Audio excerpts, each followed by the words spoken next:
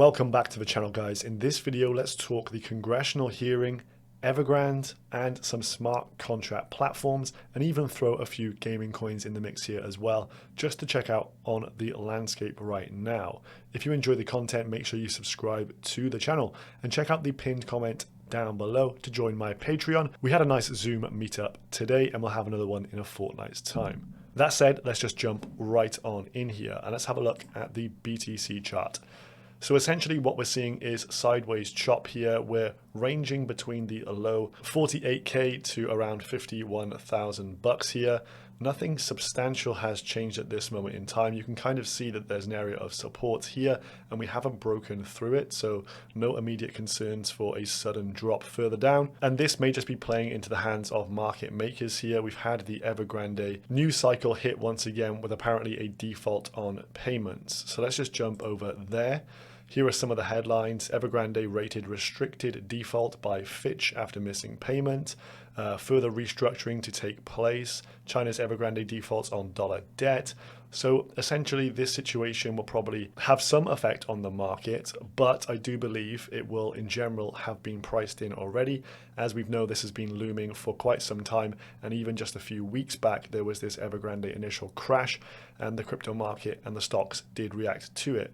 So I think this could potentially already be priced in, and we could be seeing some volatility here as market makers just try and induce traders to go short, and then they will fill their longs for a retrace back up to the range highs here.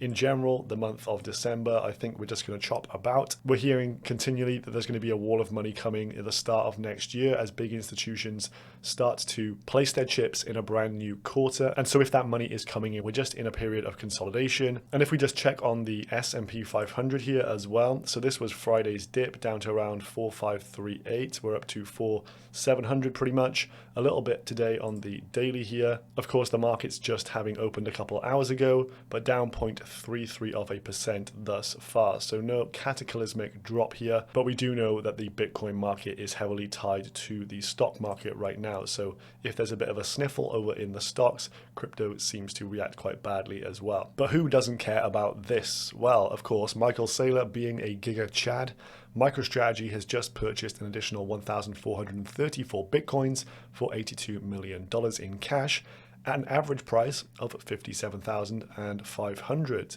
So Michael, why are you paying a premium? It's currently at 48.3.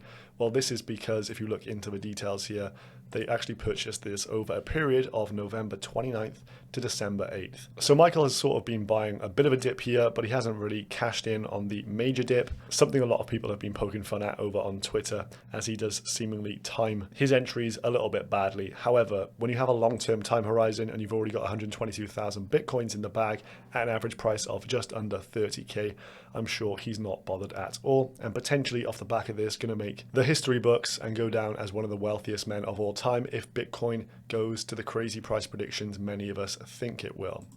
So on to the congressional hearing yesterday. So 6 individuals from the crypto space were invited to Congress to talk about digital assets and have a bit of a hearing. A good place to find these clips rather than watching the full 5 hours is CNET highlights here, and just check out Brian Brooks. He was absolutely on fire yesterday. There's 2 clips down here of him. There's a bit of a joker in here as well, which we'll just jump into in a second.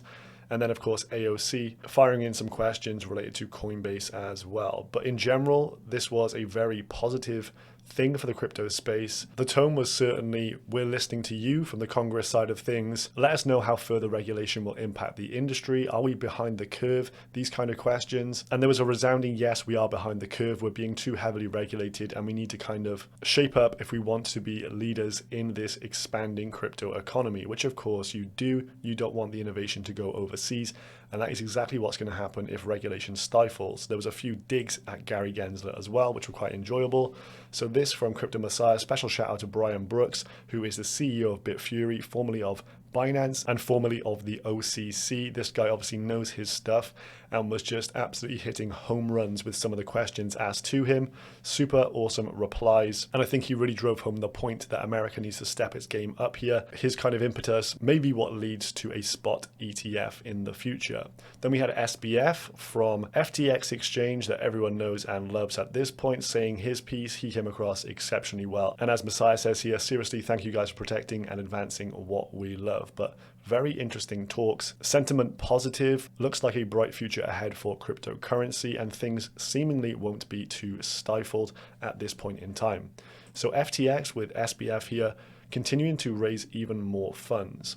Now, he's contributed funds to Biden's campaign previously. He's been in Congress now and is seemingly called upon for a lot of media appearances. He's on the news quite a bit as well. And I think he's really got crypto into the mainstream audience. As we know, sponsoring sports stadiums, sponsoring the baseball over in America as well. Very positive stuff. And I think this kind of good relationship he's building with the regulators will lead to FTX Exchange becoming the #1 centralized exchange in the world by volume and all other metrics included within that. So he's made essentially crypto cool once again.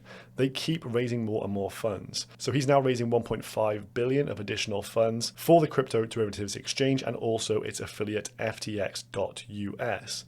The funding round will potentially value FTX at $32 billion and FTX.US at $8 billion. The FTT price, the token of this centralized exchange, around 41 bucks and a market cap of just under $6 billion. I've been saying this for a while. I think this is heavily discounted and is something that will go up in value during this bull run, the next one, and the one after. And this round of funding comes just 6 weeks after FTX closed a $420 million Series B1 funding round. So that one valued FTX at 25 billion, so a 39% jump since then, and that round raised a total of $900 million, which at the time was the biggest crypto raise via venture capital funding. So this one's even going to trump that. And Bankman-Fried told CoinDesk that the company was planning a series of acquisitions and partnerships to get FTX into more countries with more users. So these guys are really going gung-ho for it here. And they've, of course, got an NFT exchange attached to FTX. Just tons of positive and innovative features there. So a force for good in crypto and someone you do not want to be betting against. Now, from the good side of the congressional hearing to the bad side, we had this guy, Mr. Sherman, who is a bit of a joke. I think he is a bit of a puppet. And frankly, what he said yesterday was embarrassing, the fact that this is taxpayers' money paying his wages. Just listening to this ridiculous commentary. Now, #1 threat to cryptocurrency is crypto. Bitcoin could be displaced by Ether, which could be displaced by Dodge, which could be displaced by Hamster Coin. And then there's Cobra Coin. What could Mongoose coin do to crypto coin? So like a Simpsons character there, just reeling off some nonsense from his notepad. Clearly he's done absolutely zero research into crypto and is just there to talk down the industry at large. So in what was a very productive day with awesome talks, very good answers to probing questions, you also had a mix of stupidity in there as well, supplied by Mr. Sherman. So thank you, sir, for Mongoose coin. This was immediately created by someone and listed on Uniswap. And as you can see, it started to pump like crazy and it's just started to teeter out here. But if you take the mick out of the crypto markets has always got one up over you. So let's jump into some smart contract platforms. I think this is an important area to look at right now. We keep hearing about that wall of money coming. Institutions are going to start buying cryptocurrencies. What ones are they likely to want to buy? Layer 1 blockchains, in my opinion. I don't think they're coming for our extreme shitcoins out in rank 2000, but they're probably coming for the likes of ETH, Solana, AVAX, Polygon, and so on and so forth. So these are all bleeding out a little bit here as Bitcoin takes a dive. Let's jump into Solana first. This one was rejected from the $200 price region just by here, and it seems to have a bit of support in the high 170s, so there could be a potential snipe on the cards over the next few hours here for Solana. Another one I've got my eye on is Polygon Matic. Again, this one almost broke all-time high yesterday. The all-time high is $2.62. looking at the chart, it went up to 257. So roughly 16% away from its all-time high. I think as soon as we get a bit of a bullish uptick from Bitcoin, if it goes back to the range highs, maybe up to 50, 51K, I think Matic is primed to break out. But until we get a resolution of Bitcoin moving higher, or at least getting out of this current range and moving into more bullish territory, this kind of breakout is one that is just pending. So I see this as a big opportunity. We know Matic looks good from a technical standpoint. The fundamentals are also lining up. They've got their ZK day today, which I'll catch up on just after this video. And it's a highly growing network. So Polygon, do not fade it. Other than that, most things across the board pretty much down. All the low cap layer ones have taken a real hit. Phantom down to 148. What was pumping, bit of flavor of the month last month, Cadena down to $11, 35% off on the weekly, and Oasis, the Rose token, down to $852 million market cap. This one pumped up quite substantially. Let's just pull out the 30-day chart. So got up to around 45 cents. It's trading at a 50% discount right now. So an incredible swing, 50% down from around 2.5 weeks ago. Plenty of opportunities in this market if you believe in these cryptocurrencies and you think we will trend higher. Of course, Luna doesn't get the CoinGecko appreciation as a smart contract platform, but big news here. $50 million investment from crypto VC Chiron. And these guys are from Hong Kong. If we just scroll down here, the firm will use funds to boost DeFi applications and also NFTs and that kind of thing on Luna. So this is what they said. The Terra ecosystem's growth potential, particularly after the Columbus 5 upgrade, an announcement on risk harbor insurance wrapped protection is limitless. We want to work closely with visionaries behind up-and-coming projects built on Terra, supporting them not just with capital, but also our strategic, extensive resources and expertise. So risk harbor insurance, this relates to Ozone. Risk harbor is the company helping to implement this. Currently, Ozone is under audit. The people's protection for the people's money. Anchor Protocol is going to have some backing here from this Ozone insurance fund. So imagine going to Anchor Protocol, currently 19.49% on your stable assets. Deposit UST, you get AUST, it accrues a nice bit of interest there. Well, what if when this goes live, we have another option of depositing to an insured portion of Anchor? Maybe the rate's a little bit lower, say it's 15, 14%, something like that, but your funds are totally insured by this protocol. Well, I'm sure this will make a lot of people sleep easy at night and attract a ton more money. So this is coming very soon, and this is one of the things people do point out. How big of a risk are you taking by utilizing this stablecoin and utilizing Terra? Well, hopefully once this launches, we will have all the answers here. So this is super bullish for the industry at large, and you can see big VC firms citing this as one of the reasons they've just invested $50 million. They think that this is obviously a key piece of infrastructure. Then last but not least, let's go through some gaming coins. It has taken a bit of a nosedive here. We had a bit of a blow off top in terms of that first run up of gaming coins when Gala, Sandbox, Decentraland were all vertical. That was kind of a bit of a signal that there wasn't too much juice in the tank as of yet, but there will be another round of bullishness for this. I have no doubts about that, but we've just had a big cool off here.